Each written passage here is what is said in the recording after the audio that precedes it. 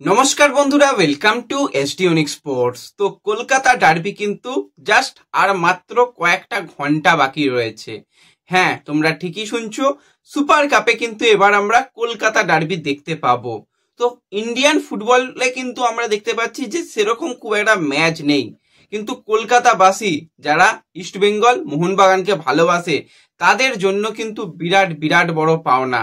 একটা মাসের মধ্যেই দুটো কলকাতা ডার্বি, যেখানে একটা আইএফএ শিল্ডের ফাইনালে কলকাতা ডার্বি আমরা দেখলাম, যেখানে কিন্তু শেষ পর্যন্ত 120 মিনিট পর্যন্ত ম্যাচ ড্র থাকে, শেষ পর্যন্ত পেনাল্টি শুটআউটে গিয়ে টাই ব্রেকার কমপ্লিট হয়, সেখানে গিয়ে মোহনবাগান ট্রফি জেতে ইস্ট বেঙ্গলকে খালি হাতেই টুর্নামেন্ট থেকে ফিরতে হয়। আবারও মাত্র এই 12-13টা দিনের মাঝখানে গ্যাপ, 18 তারিখের পর আবার 31 তারিখে কিন্তু আমরা কলকাতা ডার্বি দেখতে পাবো। তো সেই কলকাতা ডার্বি নিয়েই কথা বলবো। দুটো দল কিরকম জায়গা থেকে এই ডার্বি ম্যাচটা খেলতে নামছে, কোন দলের জেতার সম্ভাবনা বেশি, কোন দল বেশি শক্তিশালী, দুই দলের পরিকল্পনা কি হতে চলেছে, বেস্ট প্লেইং 11 কি, তোমরা ম্যাচ কিভাবে দেখবে, সমস্তটা নিয়েই আলোচনা রয়েছে এই ভিডিওতে।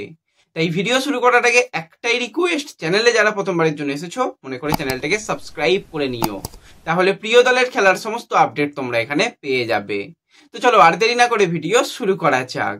তো প্রথমেই যদি আমরা এই কলকাতা ডার্বি নিয়ে কথা বলি, তো এটা সুপার কাপের কিন্তু কলকাতা ডার্বি, যেখানে কিন্তু গ্রুপ এর শেষ ম্যাচ দুই প্রধান তারা খেলবে। 31শে অক্টোবর সন্ধ্যা 7:30 থেকে ম্যাচটা হবে, সেই যে স্টেডিয়াম ফতোরদা স্টেডিয়ামে খেলা হবে। তো হাতে মাত্র আর সময় রয়েছে, আজকে হয়ে গেল 29 তারিখ, আর একটা দিন 30 তারিখ।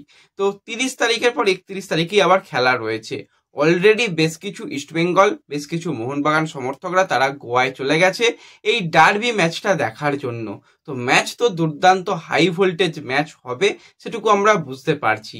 ম্যাচটা কিন্তু টিভি এবং মোবাইল দুই জায়গাতেই দেখা যাবে। টিভিতে দেখতে গেলে তোমরা যেগুলো সুপার কাপে মোহনবাগানের ম্যাচ যেই টিভি চ্যানেলে দেখেছিলে, অর্থাৎ স্টার স্পোর্টস, খেল, এই জাতীয় কিছু টিভি চ্যানেলে হয়তো খেলা তোমরা দেখতে পাবে। আর মোবাইলে দেখতে গেলে কিন্তু তোমরা জিও হটস্টার লাগবে, সেখানে সাবস্ক্রিপশন লাগে কিনা আমার ঠিক জানা নেই, কারণ আমার অলরেডি সাবস্ক্রিপশন রয়েছে, আমি খেলা দেখতে পারছি, কোনো অসুবিধা নেই।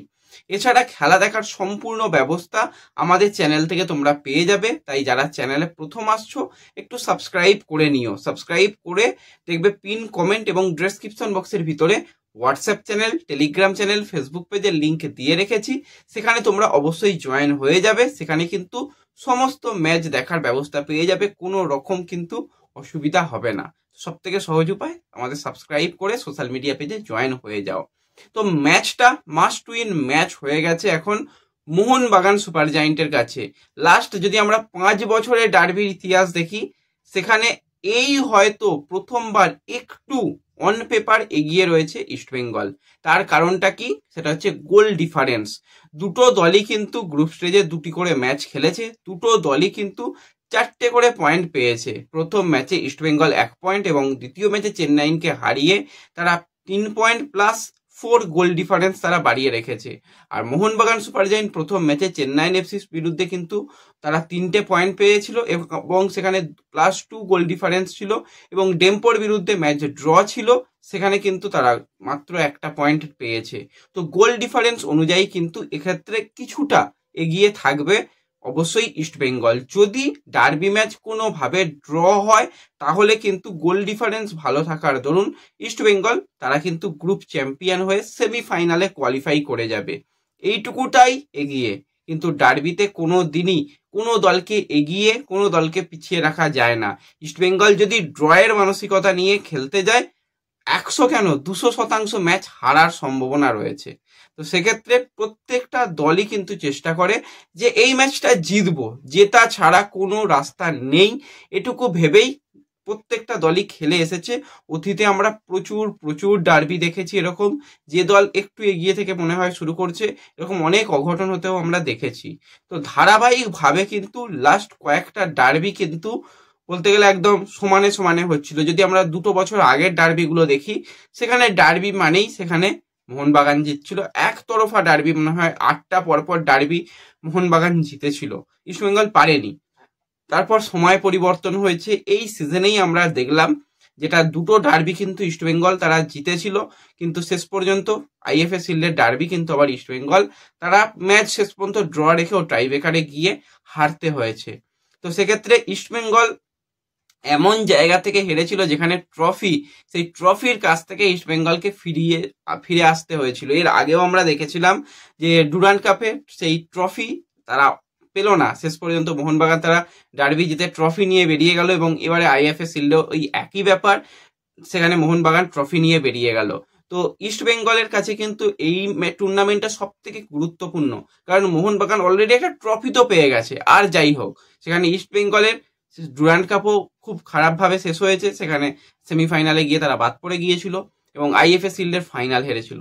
তো সমস্ত কিন্তু যন্ত্রণা বলতে গেলে এখন ইস্ট বেঙ্গলের কাছে রয়েছে। ইস্ট বেঙ্গলকে এই ম্যাচটা জিততেই হবে।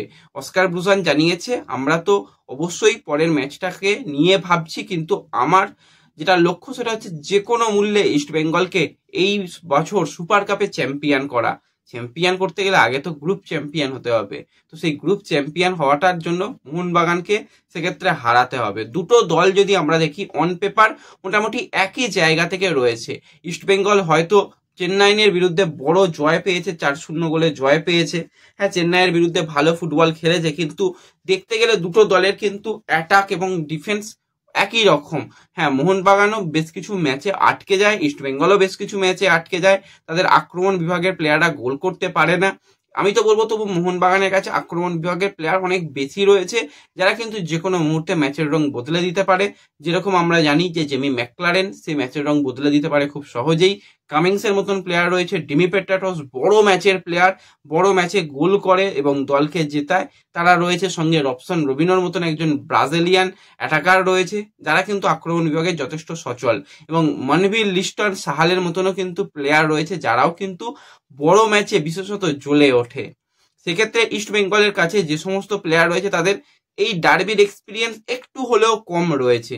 তবুও আমি বলবো সমস্ত প্লেয়াররা ডার্বি খেলে নিয়েছে, অলরেডি আইএফএ শিল্ডের ডার্বি খেলে নিয়েছে। সেখানে আমরা যদি বলি হামিদের কথা, যদি বলি হিরোসির কথা, তারাও কিন্তু ডার্বি খেলেছে, এবং সেখানে কিন্তু তারা ডার্বির যে একটা কি খেলা হয় সেটুকু তারা জানে, কতটা চাপ নিতে হয় সেটুকু তারা অন্তত বুঝতে পেরেছে। তো সেক্ষেত্রে তারা অবশ্যই গোল করার চেষ্টা করবে, এবং মিগুয়েল সে কিন্তু ডার্বি ম্যাচে ভালো করার চেষ্টা করবে। অন্তত সেই গিয়ে টাইব্রেকারে মিগুয়েল গোল পেয়েছিল, তো অন্তত গোল পেয়েছিল, তো এটাই হচ্ছে মেন ব্যাপার। তো মিগুয়েলও চাইবে যে বড় ম্যাচে জ্বলে উঠতে, এবং এই মুহূর্তে ইস্ট বেঙ্গলের সব থেকে সেরা যদি কোনো প্লেয়ার বলো সেটা হচ্ছে নাওরে মহেশ সিং। মহেশ যেরকম ধারাবাহিকভাবে ভালো খেলছে, গোল করছে, সর্বাধিক গোল করাচ্ছে, এখনো পর্যন্ত 8টা গোল কন্ট্রিবিউশন 8টা ম্যাচে করে ফেলেছে।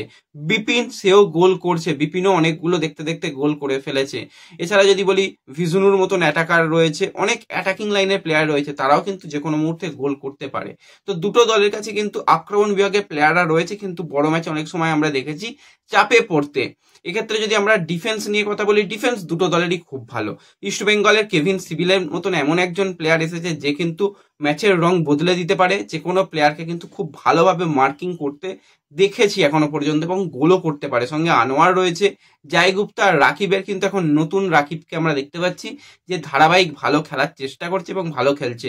মিডফিল্ডে সল, রাশিদ বা মতন প্লেয়ার রয়েছে যারা কিন্তু দুর্দান্ত মাঝমাঠ সামলাচ্ছে। ওভারঅল ইস্ট বেঙ্গলের একটা কম্প্যাক্ট টিম রয়েছে, প্লেইং 11 সেটেল প্লেইং 11 পেয়ে গেছে, যেটা লাস্ট ম্যাচে খেলেছে সেটাই কিন্তু তাদের বেস্ট প্লেইং 11 হতে চলেছে, এটুকু আমার মনে হয়। অপরদিকে মোহনবাগানের কাছেও কিন্তু ডিফেন্সে একাধিক অপশান রয়েছে, সুভাশিস বোস, মেহতাব, টেকচাম অভিষেকের মতন প্লেয়ার রয়েছে। এছাড়া জোড়া বিদেশিকে তারা ডিফেন্সে খেলালে অনেক বেশি কম্প্যাক্ট রাখে, সেখানে অ্যালবার্টো রয়েছে, টম রয়েছে, দুর্দান্ত ডিফেন্স লাইন রয়েছে। সামনে মিডফিল্ডে থাপার মতন প্লেয়ার, আপুইয়ার মতন প্লেয়ার, দীপক টাংলির মতন প্লেয়ার, যারা কিন্তু মিডফিল্ড কন্ট্রোল করতে পারে। উইংয়ে অনেক অপশান রয়েছে, তো ওভারঅল কম্প্যাক্ট টিম রয়েছে। এবার মলিনা তার যেটা বড় ম্যাচে একদম যেটা সেটেল প্লেইং 11 থাকে সেটা হচ্ছে জোড়া বিদেশিকে ডিফেন্সে রেখে একদিকে সুভাশিস বোস, অপরদিকে আশিসের উপর ভরসা রাখা, আর গোলের তলায় তো ভিশাল রয়েছে। 4 ডিফেন্স, মাঝমাঠে কিন্তু সেক্ষেত্রে থাপা এবং আপুইয়া, উইং পজিশনে লিস্টান মানভীর রয়েছে, এবং আক্রমণ বিভাগে কিন্তু অবশ্যই বড় ম্যাচে জেমি ম্যাকলারেনকে প্রথম থেকে ব্যবহার করা এবং তার তলা থেকে জেসন কামিংস অথবা রাফসান রবিন ও পরবর্তী সময় ডিমি পেট্রাটোসকেও নিয়ে আসা, এটাই কিন্তু দুটো দলের ক্ষেত্রে বেস্ট প্লেইং 11 হতে চলেছে বলে আমার মনে হয়। তো ওভারঅল একটা হাড্ডাহাড্ডি ম্যাচ, দুটো দলই কিন্তু একই জায়গা থেকে শুরু করছে। হ্যাঁ, অন পেপার দেখতে গেলে ইস্টবেঙ্গল একটুখানি এগিয়ে, কিন্তু ডার্বিতে কোনোদিনই কোনো দল এগিয়ে বা পিছিয়ে থাকে না, এটুকু আমার তো মনে হয় যতদিন আমি ডার্বি দেখছি। তো ওভারঅল একটা দারুণ হাড্ডাহাড্ডি ম্যাচ হবে। তোমরা কমেন্টে জানিও যে কোন দল ডার্বি জিতে গ্রুপ চ্যাম্পিয়ন হয়ে পরবর্তী রাউন্ডে কোয়ালিফাই করবে, সেটা আমাকে কমেন্টে জানাতে কেউ ভুলো না। তো দেখা হবে পরবর্তী ভিডিওতে। চলো, টাটা।